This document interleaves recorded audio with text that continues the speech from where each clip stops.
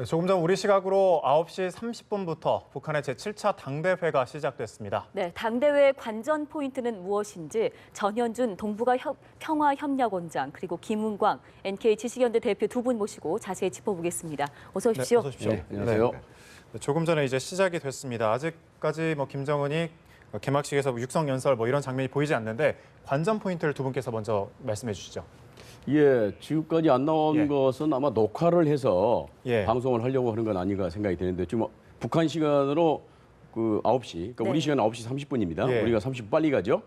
그 시작을 했다고 그러니까 그 녹화를 해서 방송을 하지 않을까 싶습니다. 왜냐하면은 생방송을 하게 되면은 돌발 사태가 만약 발생하게 되면은 네. 그걸 처리하기 좀 힘들지 않겠습니까? 그래서 약간의 시간차를 두고 방송을 할 가능성이 있지 않을까 생각이 됩니다. 물론 그 약 2시간 내지 3시간 동안 총화 보고를 할 것 같은데 네. 예. 그걸 전체를 다 녹화를 해서 방송을 할 것인지도 그 문제죠. 그렇기 때문에 중요한 부분만 발췌해서 녹화 방송을 할 가능성도 또한 배제할 수 없을 것으로 생각이 됩니다. 그럼 편집해서 좀 그거를 이제 대외적으로 내보내기까지 시간이 좀 걸리겠네요. 그렇습니다. 예. 그럴 가능성이 있죠. 왜냐하면 지금 생방으로 나오지 않고 있기 때문에 그런 추측이 가능합니다. 북한에서 주민들에게 그 TV로 시청하는 지시가 내려졌던 것으로 알려지고 있는데요. 네네. 그렇다면 북한 주민들은 지금 생방송으로 시청할까요? 아니면 우리와 똑같이 편집된 영상을 보게 될까요?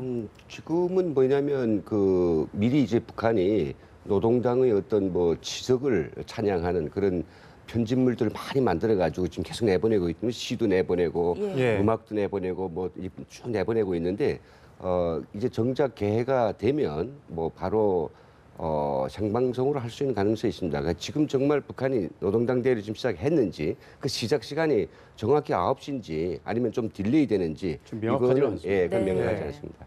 김정은이 만약에 지금 이제 하고 있다면 무슨 말을 하고 있을까요, 지금?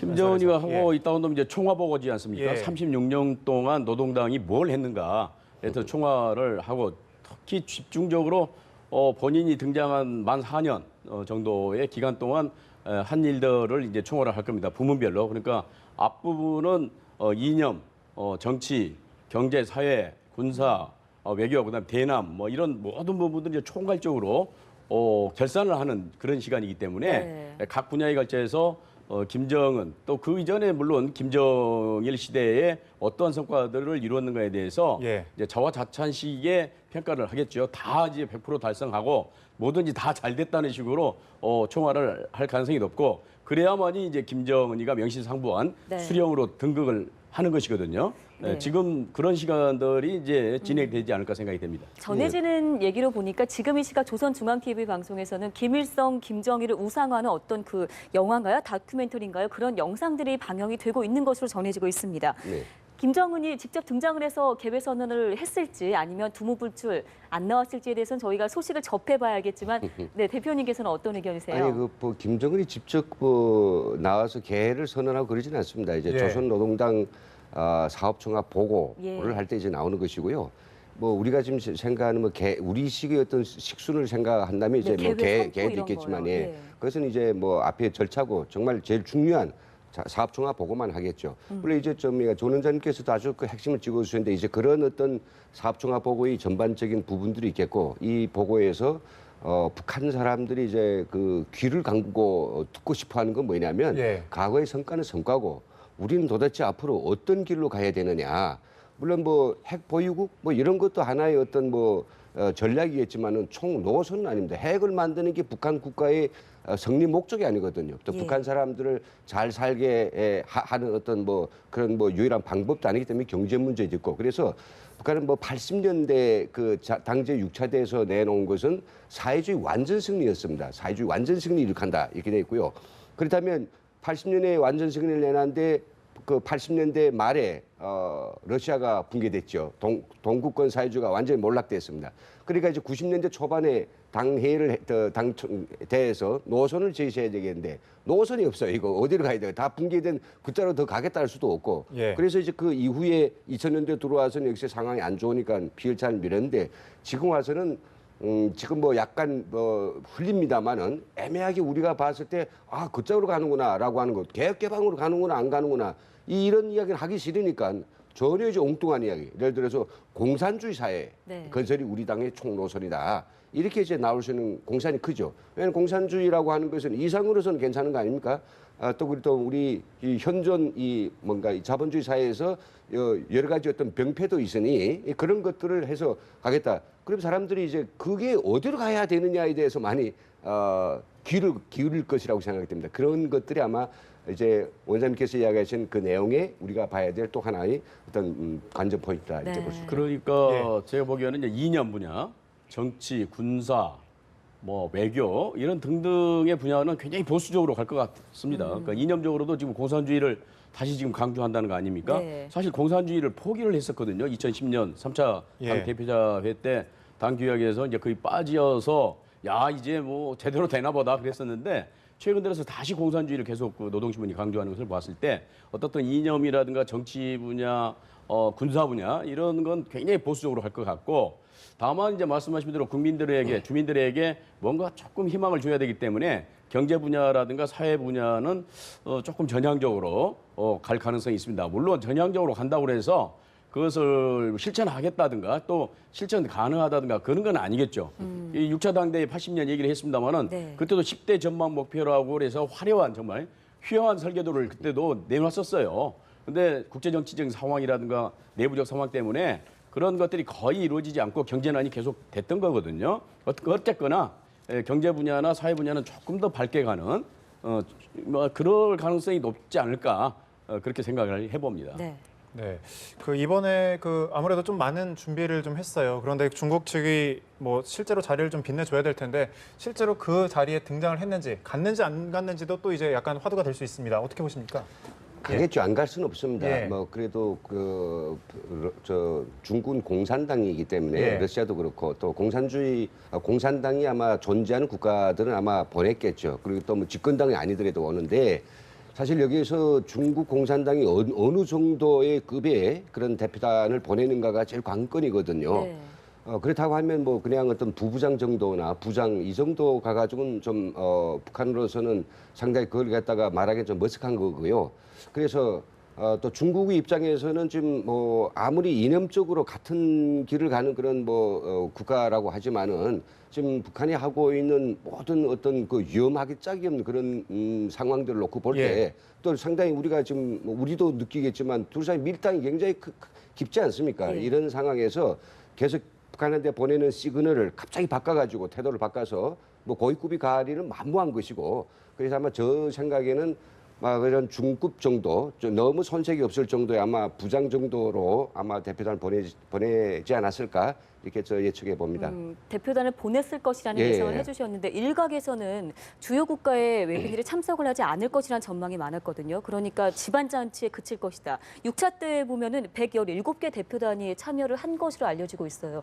이번 당대회 때는 어느 정도의 그 사절단이 파견이 됐을 거로 예상을 하시는지요? 지금 현재까지 전혀 보도가 없습니다. 그러니까요. 그러니까 예. 외부 사절이 갔다고 하는 그런 보도가 없는 걸 예. 봤을 때 이번에는 외부 사절을 물론 초청을 했을지 모르겠습니다만은 없는 상태에서 치러지는 것이 아닌가. 완전히 정말 내부 잔치로 끝나는 거 아닌가 그런 그 예측을 할 수 있겠습니다. 네. 중국 같은 경우도 이번에 축전 보내는 순서를 북한에서 발표를 했는데 중국 공산당은 없습니다.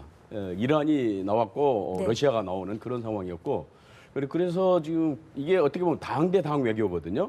이게 지금 공산당 행사하지 않습니까? 노동당. 그렇기 때문에 중국과는 그동안에 당 대 당, 군 대 군 이런 외교가 인민 대 인민 이런 차원이 다른 이제 외교들을 해왔기 때문에 당연히 80년 6차 당대의 경우를 우리가 한번 빗대어 보면은 중국의 고위급 그 당시에는 이선염이라고 국가 부주석이 갔습니다. 고위급이 갔는데 네. 이번에는 전혀 그런 얘기가 없거든요.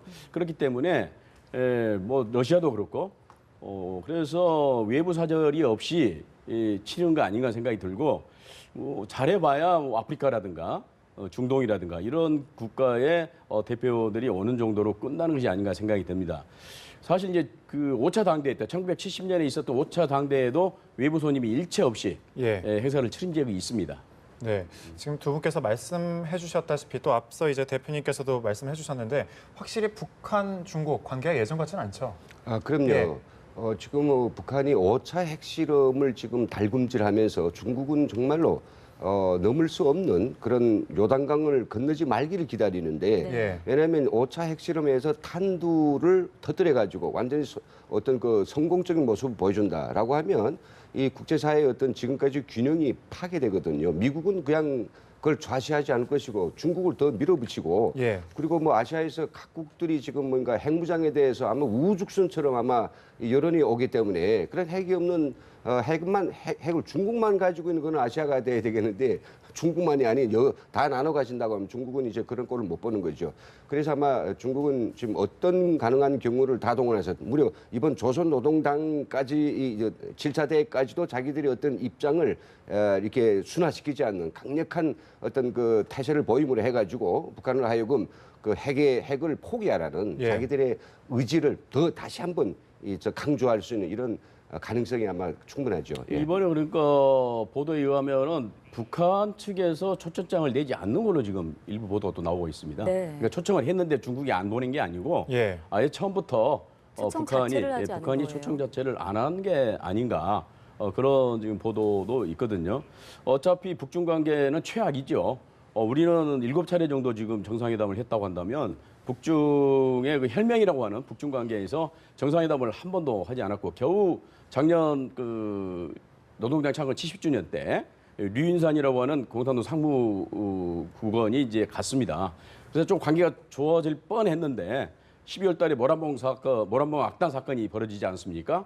갔는데 모란봉 악단이 공연으로 갔는데 갑자기 취소하고 돌아왔어요. 아마 예. 그 이제 프로그램 때문에 조정이 안 됐고 모란봉 악단 그 노래 중에서 단숨에라고 하는 노래 있습니다. 단숨에 이렇게 이제 네, 부르는 네. 노래가 있는데 그 노래를 부르면서 뒤에 배경이 뭐냐면 은하 3호 장거리 로켓이 발사되는 쫙 올라가는 그 배경화면이 나오거든요. 예. 아마 이번에도 단숨에라고 하는 그런 노래가 레파토리에 있었던 것 같은데 그 배경 화면이 그 장거리 로켓 발사하는 것이었다고 한다면 네. 중국에서 곤란해했을 것이고 뭐 그런 저런 것 때문에 어떻든 안 좋아졌습니다. 그래서 지금 이제 최악의 상황이기 때문에 중국도 곤란한 입장이고 북한도 곤란한 입장이기 때문에 아예 초청장을 내지 않음으로써 그런 어떤 곤란한 상황을 피해버리는 그런 것들도 좀 상상해 볼 수 있겠습니다. 네. 그래서 그런지 지난 23일 날 예. 중국 인민일보의 자매죠 항구시보에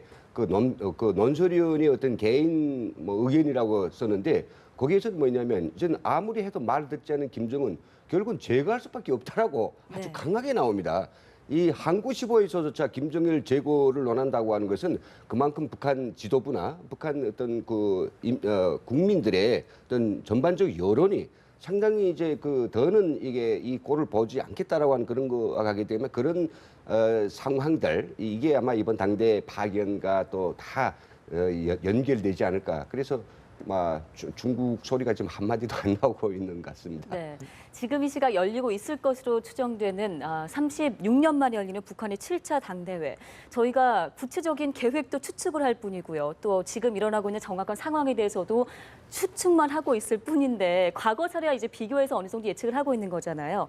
김정은이 새로운 자리에 추대될지에 대해서도 관심입니다. 어떻게 예상하세요? 예, 그것도 뭐 그 언론도 관심이 많고 국민도 관심이 많고 네. 전문가들도 관심이 많고 그렇습니다만은 한마디로 예견하기가 참 힘듭니다. 그러니까 당 총비서가 이제 노동당의 최고 지위인데 예. 그 지위는 지금 김정일에게 가 있습니다. 네. 영원한 그 총비서로. 그래서 자기는 제1비서를 갖고 있지 않습니까? 근데 예. 이번에 어차피 이제 수령으로 등극하는 그런 자리인데 이 자리가 제1비서라고 하는 것이 어울리지가 않습니다. 제1이라고 하는 것이 제1위원장, 뭐 제1비서 이게 수령의 지위에 걸맞지 않거든요. 그렇기 때문에 뭔가 최고를 뜻하는 어떤 지위를 가져야 될 것 같은데 좋은 자리는 또 다 김일성과 김정일이 차지하고 있단 말씀이죠. 네. 그래서 일부 나온 얘기가 당 중앙위원장이 되지 않겠는가 그렇게 얘기를 했는데 이게 이제 3차 당대회 때 김일성이가 가졌던 자리입니다. 근데 김일성이는 그때 완전한 의미에서 수령이 아니었어요. 1964년에는. 네. 예. 근데 지금은 완전한 의미에서 수령이고 그 수령의 후계자인데 당중앙위원장도 마땅치 않고 총비서를 다시 가져가는 것도 자기 아버지를 또 좀 유해하는 네. 그런 거기 때문에 감히 정말 무책임한 얘기를 하자면 무슨 총통이라든가 일테면 네. 종신통령이라든가 이런 어마어마한 자리를 하나 만들어 가지고 혹시 등극하지 않을까. 그러니까 우리는 지금 추측할 수가 없습니다. 왜냐하면 북한은 우리들이 예상하지 못한 자리들을 만들어 가지고 네. 그렇잖아요. 예. 제1비서가 되리라고 생각도 안 했거든요. 국방위원회 제1위원장 되리라고 생각도 안 했습니다. 예. 그런 자리는 있지도 않아요. 예, 그렇기 때문에 아주 교묘한 절묘한 무슨 자리를 하나 내놓지 않을까 하는 생각을 한번 해봅니다. 그래서 저도 이제 같은 생각인데요. 지금 저희가 북에 있을 때 이제 신문들 축전들이 오지 않습니까? 그러면 이제 뭐 어느 나라는 어느 나라당 제1비서 이렇게 돼 있고요. 네. 소련 공산당 총비서. 근데 어느 나라는 제1비서. 어느 나라냐면 쿠바가 그래요. 쿠바는 총비서 없고 제1비서가 제일 높아요. 네. 그러니까 그런 거 모르고 이 제1비서 위에 또 총비서가 있는데 총비서가 아파서 1비서가 이번에 보냈냐. 이렇게 저희가 북에 있을 때 신문 보면서 그런 생각했거든요. 이 일이라고 하는 거가 총자는 그런 의미가 있습니다. 그렇다고 해서 지금 뭐 북한에서 김정은이 북한 내부에서는 제1비서가 됐든 총비서가 됐든 전혀 문제 없습니다. 근데 이제 국제사회에서 봤을 때 이 사람이 뭐 제1비서, 총비서 있는데 뭐 제1비서 이런 어떤 논란이 있기 때문에 그거에 대한 어떤 정점을 찍기 위해서 이번에 총비서를 제 모자에 쓸 수 있지만은 적어도 아마 저도 이제 그런 생각 많이 했습니다만 적어도 뭐 김정은은 내가 우리 선대 수령을 모신다고 하는 잘 모신다라고 하는 그런 어떤 나는 지속적인 아주 지구적인 마음을 가지고 있다는 걸 보여주기 위해서 총비서직은 안 쓸 수 있죠. 그러나 문제는 뭐냐면 국가 수반은 분명히 돼야 됩니다. 네. 예. 국가 수반이 되지 않으면 지금처럼 김영남이가 가상의 어떤 바지 사장을 하고 있는데 이걸 이전 제 바지를 제가 찾아 입고 싶단 말이죠. 그래서 애국 사절들이 오면 공식적으로 그라망도 받고요. 그리고 모든 걸 다 하고 싶은데 그럼 그것이 뭐겠느냐? 대통령 아니면 영원한 주석은 있으니까. 그래서 아마 저는 그거 이제 말씀하신 것처럼 그런 기구를 만들 것이다. 그 기구가 무엇이겠느냐? 이제 이거지요.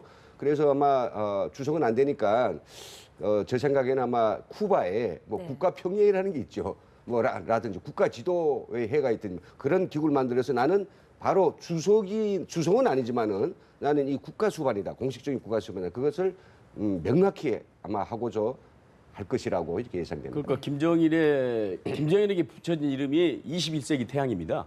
근데 자기 아버지에게 붙여진 그걸 그대로 지금 받았더라고 또 네. 21세기 네. 태양으로. 예. 그렇기 때문에 어떻든 말씀하신 대로 최고 지위를 의미하는 뭔가가 등장할 가능성이 있지 않을까. 물론 제1비서를 그대로 가져갈 수도 있습니다. 뭐 여러 가지 시나리오를 네네. 얘기하자면 제1비서를 그대로 가져가는 방법도 있습니다만은 어울리지 않다. 그렇다고 한다면 뭔가 새로운 최고 기구를 만들 가능성이 있다고 한번 전망을 해보겠습니다. 네. 네. 김정은도 김정은이지만 사실 뭐 김정은 동생 김여정도 백두 혈통 아닙니까? 예. 이번에 좀 약간 직책의 변화가 예상이 되죠. 그렇죠. 우리가 예. 지금 김여정이 선전무 제1부부장이다. 조직부도 관여했다. 총무실장도 한다 하지만 공식 직함이 없지 않았습니까? 그걸 네. 북한이 안 밝혔으니까 이번에는 선명하게 밝힐 것입니다. 그렇다 해서 그걸 갖다 비서직으로 두기에는 너무 다 혼자 해먹는다라고 하는 그런 어떤 가족끼리 다 해먹는다라고 가족 정치에 또 비판은 있을 수 있고요. 네. 그렇다 해서 이제 그런 뭔가 적당한 자리는 좀 어렵기 때문에 사실은 저희가 바라보는 게 선전 부장이냐 조직 부장이냐 예. 아니면 행정 쪽에서 경제부라고 하는 인민생활을 책임져라 이제부터. 그래서 내 동생을 인민생활을 풀게 한 사령관으로서 파견했다. 이런 것들을 앞으로 엮어나가면 좋으니까 그 행정기관 쪽에서 어떤 장관에 해당한 그런 자리, 경공업부를 염두에 두고 있는 겁니다. 그런 것들을 줄 수도 있는데 어떤 형식이 됐든지 김경인 이번에 아주 선명하게 네. 자기 직제를 가지고 나올 것이죠. 근데 한 가지 저희가 이번에 당 이제 조직 개편과 아마 주요 당직자 이런 선거가 있겠는데 우리가 지금 딱 보고 싶은 건 뭐냐면 부장이 없습니다. 북한은요. 조직 부장이 없어요. 일부 부장은 있어도 부장은 없고요. 예. 선전부도 제1부 부장까지 있지만 부장이 없습니다. 왜 그러냐면 선전부장이요? 예, 선전 김기남이 아닌가요? 아니 비서입니다. 비서, 선전 비서? 예, 비서입니다. 부장이 없느냐? 이 조직부랑 같은 이런 권력이 집중되는 데는 부장을 두면요. 그자가 그때 뭔가를 새로운 꿍꿍이를 할 수 있는 것이요. 권력이 모을 수 있어. 그래서 조직부장도 설치 안 했고 그건 김정은이 통치 스타일입니다. 선전부장도 없고 나머지 부서는 있는데 그래서 이번에 부장직제를 내올 것인지 안 내올 것인지, 부장직제를 내온다면 누가 할 것인지, 조윤준이 아닌가, 홍영칠이 하느냐, 이런 문제도 있고요. 선정부도 역시 마찬가지입니다. 그래서 아마 적어도 아마 그 김여정은 선전 부장 내지는 이게 행정 쪽에서 경공호 뭐 어떤 뭐 부장으로서 확실하게 자기 직함을 이제 나타낼 수 있는 그런 개연성이 있다고 봅니다. 유일한 백두 혈통이기 때문에 더욱더 그 자리에 관심이 모아지는 건데요. 우리나라로 치면 차관급인데 이제 장관급이 될 격상될 가능성이 높다라는 얘기거든요. 전 원장님도 같은 의견이신가요? 아주 중요한 인물이죠. 김여정이는 또 김정은 입장에서는 아무도 믿을 수 없는데 피부치만큼은 믿을 수 있지 않겠습니까? 그런 측면에서 요직을 맡을 건 분명한데 과연 이제 어느 직책을 맡을 것인가가 이제 가장 큰 문제죠. 그러면 앞으로 김정은 체제가 됐을 때 가장 중요한 부서가 뭘까? 역시 이제 조직지도부와 선정부입니다. 두 개 양대 기구인데 그쪽에서 일할 가능성이 높지 않을까. 지금은 이제 선정부 부부장인 것처럼 지난번에 후지모토 겐지가 일본 요리사가 갔을 때 뭐 김정은이가 그랬다는 식으로 보도가 있었는데 사실인지는 모르겠습니다. 어쨌든 선전선동부에 일하고 있는 것은 사실인 것 같습니다. 자기 오빠를 지금 이 상태까지 오도록 선전선동하는데 매진했을 것이고 일부는 또 서기실에서 비서실에서 일을 하고 있다는 또 보도도 있었습니다만 어쨌든 가장 지근거리에서 자기 오빠를 보좌할 수 있는 그런 자리로 이번에 배치될 가능성이 높고 관련지어서 얘기를 하자면 새로운 세대들이 앞으로 전진 배치될 가능성이 높다. 따라서 그동안에 6차 당대, 5차 당대에 보게 되면 다 세대 교체가 있었습니다. 특히 6차 당대 때는 혁명 1세대들이 대거 이제 퇴진을 하면서 실무형, 관료형 이런 이제 그 연영무기라든가 이런 사람들이 이제 우리 김 선생이 잘 아시겠습니다만은 전면 배치되는 그런 상황이었거든요. 지금도 마찬가지로 자기 아버지 세대인 김정일 세대의 나이 많이 먹은 분들은 퇴진을 하고 뭐 그렇다고 그래서 완전히 퇴진한 건 아니고 형식적으로 특히 당 쪽에는 나이 많이 먹은 사람들이 남아 있을 겁니다. 노장청 구조를 구성하겠습니다만은 비서국이라든가 앞으로 이제 있을 내각이라든가 이런 데는 최소한 한 40대 50대들을 상당히 전진 배치시킬 가능성이 높고 그러한 조각을 하는데 역시 김여정이가 많이 관여를 할 가능성이 높을 것으로 생각이 됩니다. 세대 교체를 지금 언급해 주셨는데 아무래도 좀 덧붙여 주실 말씀이 좀 있으실 것 같아요. 그리고 아마 그런 판단은 아마 김정은이 해야 될 겁니다. 원장님께서 잘 아시겠지만 북한 노동당 규약에 따르면 당 총비서를 제하고 그다음에 이제 그 당 안에서 핵심 어떤 조직이 있다면 정치국이 아니겠습니까? 그리고 그 밑에는 또 비서국이 있고요. 그런데 김정은이 이제 그 당을 이제 장악했을 때 아버지가 청구한 당 원로들이 있단 말이죠. 그러니까 이 사람들하고 같이 섞을 수는 없어가지고 자기 지금 현재 그 진영은 어리고 젊고 그러니까 그때 이제 정치국을 사실상 유명무실한 그런 어떤 그걸로 만들어 놓고 비서국을 강화했거든요. 그래서 이제 비서들이 실권을 쥐고 당을 사실상 뭐 좌지우지하는 걸 만들어 놨습니다. 이번에도 역시 지금 아버지가 했던 그런 식으로 정치국의 힘을 빼버리고 그냥 이름만 남게 하고 그리고 비서국을 가지고 운영할 것인가 아니면 이참에 그 규약에 있는 대로 정치국을 진짜 실세의 그런 기관을 만들고 자기 측근들을 그 배진해가지고 본래 저 정상적인 모습 지금 비정상이거든요. 그런 정상 모습으로 가져갈 것이 이에 대한 아마 우리의 시선도 있을 것입니다. 그러니까 지금 김정은이가 등장하면서 정치국이 또 정치국 전원회의 이게 굉장히 활성화됐어요. 그렇죠. 그러니까 병진 정책을 얘기할 때도 정치국 전원회의에서 아마 그 발표된 걸로 알고 있습니다만은 그래서 당을 정상화시키는 방향으로 가고 있거든요. 그렇다면 당이 정상화되기 위해서는 역시 정치국이 활성화되고 거기에 핵심 멤버들이 그 포진이 돼서 앞으로 김정은의 여러 정책을 뒷받침을 해야 되기 때문에 이제 정치국을 무력화시키고 비서국을 정말 활성화시킬 건지 비서국이 활성화되는 것은 1966년 2차 당 대표자회 때 총비서가 등장하고 그때부터 이제 비서국이 힘을 발휘하기 시작했습니다만은 다시 그러니까 그대로 아버지가 했던 식으로 비서국을 키울 건지 아니면 정말 당 국가 체제를 만들기 위해서 정치국을 그냥 아예 명실상부한 정치국으로 만들어서 네. 활성화시킬 건지 네. 이런 것들이 조금 이제 관심사인 그렇죠. 거죠. 근데 네, 네, 네. 어떻든 김정은이가 등장하면서 노동당이 살아났습니다. 네. 특히 정치국이 그렇죠. 살아났거든요. 네. 말씀하신 것처럼 당대회 통해서 노년층의 일선 후퇴하고 젊은 피를 수혈하는 어떤 세대 교체에 대해서 두 분이 전망을 해주셨는데 김 대표님께서 조금 더 구체적으로 해주신다면 그 사라지게 될 권력 그리고 새롭게 부상할 권력 주요 인물들을 좀 짚어줄 수 있으실까요? 글쎄 뭐 일일이 다 거론할 수 없습니다. 예. 우리가 이제 TV를 통해서 많이 알려진 인물들 몇 명만 예. 뽑죠.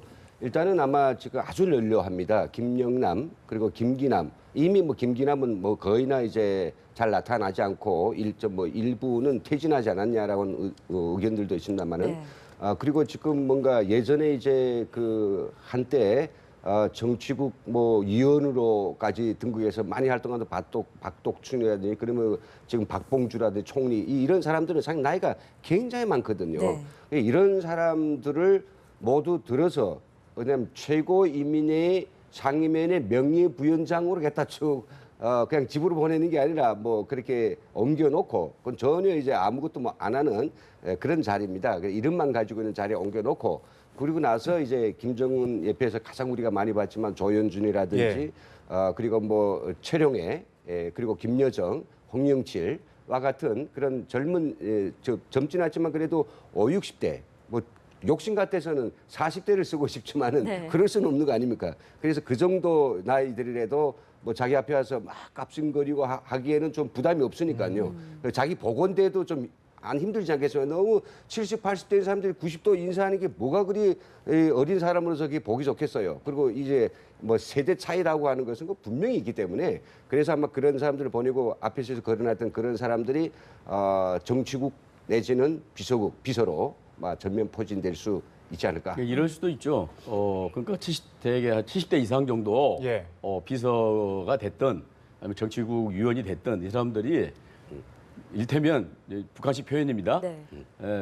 뭐 장군님의 앞날을 위해서 우리가 용퇴하겠다. 다 결의를 해가지고 이게 자르면 이제 그게 또 문제가 되니까 예. 스스로 우리가 용퇴하겠다고 결의문을 뭐 올렸다. 보여주기 뭐 식으로. 이를테면 예. 그래서 참 너무나 이제 노동신문 보도 태도로 보면은 이러한 건 정말 있었던 일도 없었고 예. 이렇게 위대한 우리의 노동당 간부들이 어쩌고 저쩌고 이제 선전을 하면서 그 사람들 빠지면서 말씀하신 대로 50대, 60대가 이렇게 전면에 부상하는 뭐 이런 식도 혹시 생각해 보시죠. 어떻든 간에 네. 지금 7, 80대는 너무 나이가 많고 병역자들이 많아요.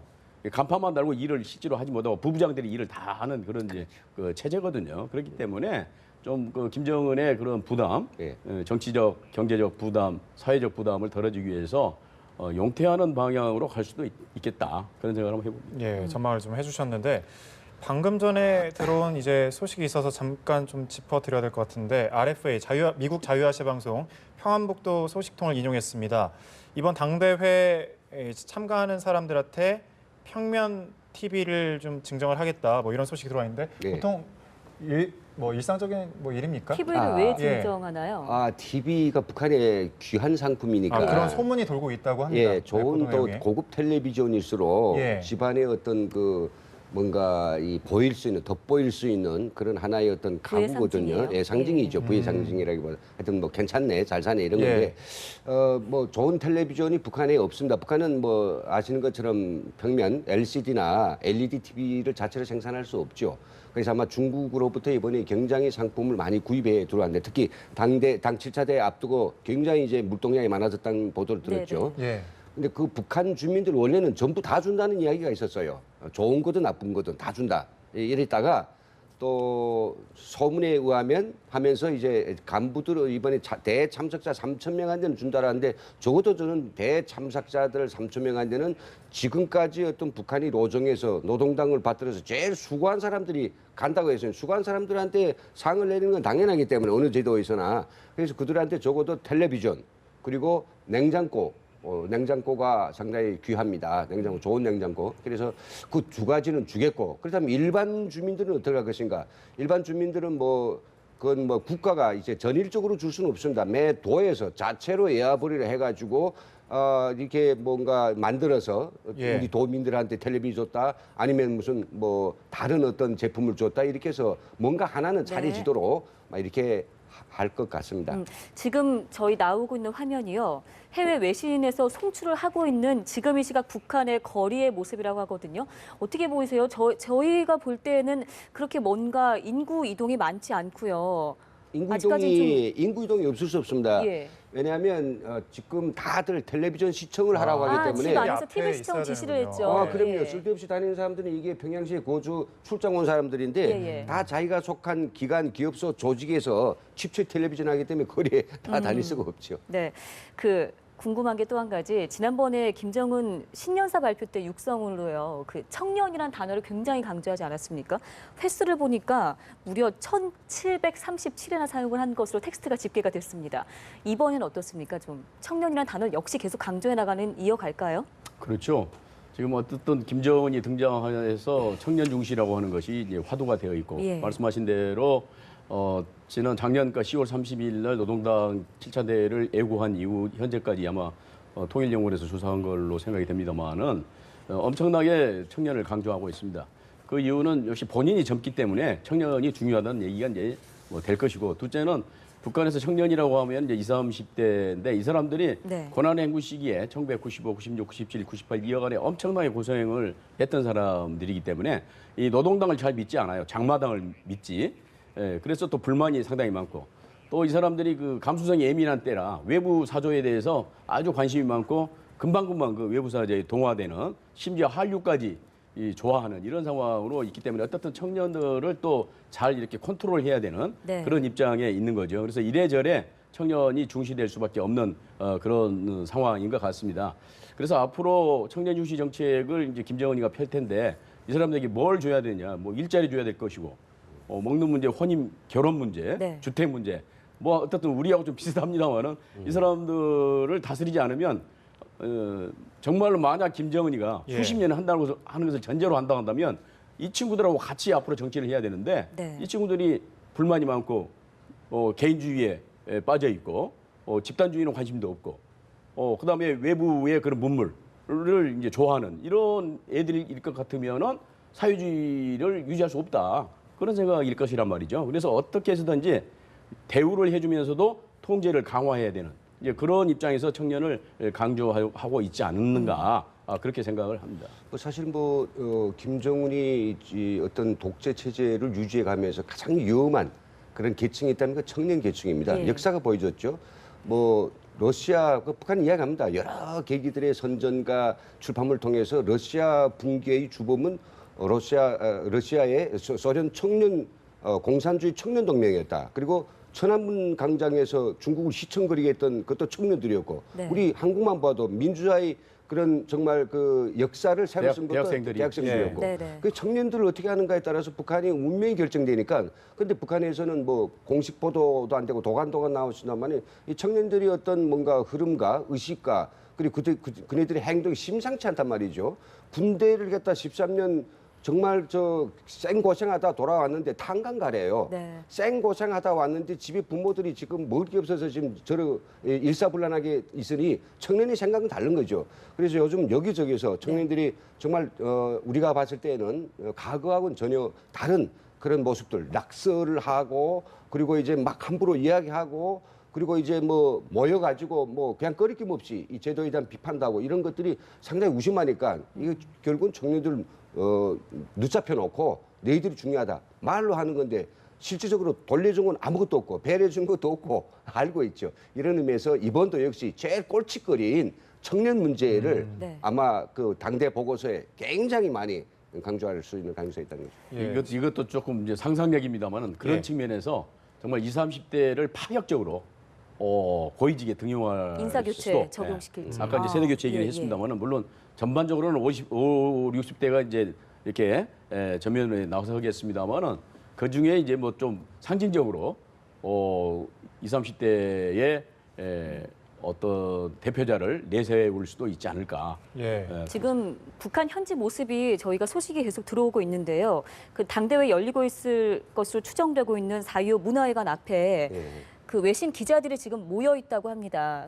기자들이 화면으로는 자세하게 취재를 보이진 하고 않지만. 있고 지금 북한 그 평양이 날씨가 저희가 화면상으로 보이지만 흐리거든요. 근데 예. 우산을 쓸 상황까지는 아닌 것 같은데 바닥이 좀 물에 젖어 있고요. 하늘에 보시는 것처럼 좀 먹구름이나 구름이 잔뜩 껴 있는 것으로 북한의 현재 평양의 모습의 소식이 계속해서 들어오고 있습니다. 예. 예. 아니, 시작을 안 했네요.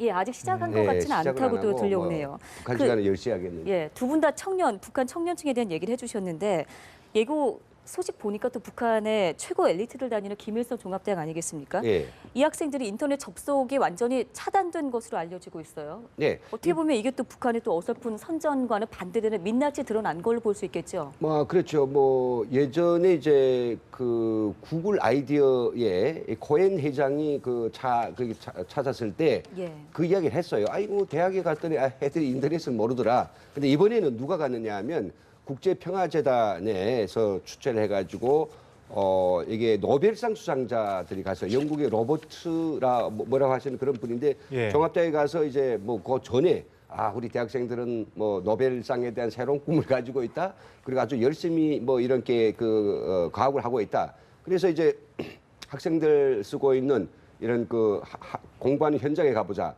컴퓨터를 두드리고 예. 타이핑하고 있어요. 그걸 물어봤죠. 뭐가 있느냐, 인터넷을 알고 있느냐. 그랬더니 좀 들어가 보라 했더니 저를 할 줄 모르고 어방벙벙하는 거예요. 예. 그랬더니 옆에 교사가 물어봤대요. 이거 인터넷 학생들을 모르지 않냐 그랬더니 교사는 아닙니다. 그런 건 아닙니다. 근데 끝내 그걸 없으니까 뭘로 예. 보겠어요. 그런 그 민낯들이 이번에 정말 잘 드러났죠. 예, 그렇군요.